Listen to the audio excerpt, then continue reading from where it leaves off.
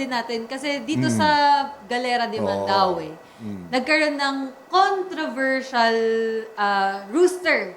Yung nag-trending na 24 million gray ni ano Sir ba? Patrick Antonio. Yes, sige. Alamin natin mismo yung kwento nung 24 million gray kay Sir Patrick.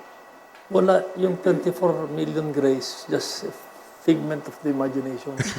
Katang-isip lang. Katang-isip lang pa lang 24 tawag million ito. gray. Well, I was against Eric De La Rosa. Eric De La Rosa. Yeah. Tapos then my chicken and all that. And then, tawag ito, sabi ko, then I bet what I thought I could bet on or how much. But then again, it was not... So talagang 24 Hindi nakasa. million. hindi nakasa. Hindi 24 nakasa. million yung bet. No, hindi 24 million, hindi 20 million. It's much lower than that. Na, karamihan nga doon ang pusta ay dahil sa barkada.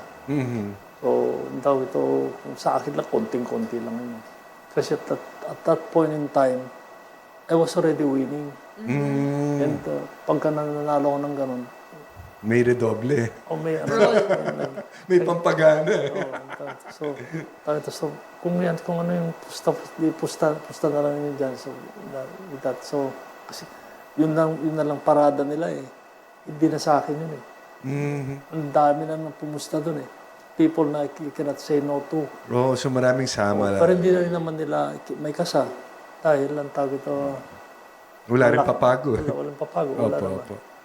Naglabasan na rin yung mga iba. So, ang tawag ito, yun ang nangyari dyan. So, that's the story of the 24 million grains. 24 So, million. it's Pero- just a myth. It's just a myth. Myth. Pero, ang lumabas lang doon is, the 24 million was played by a very, very good cock.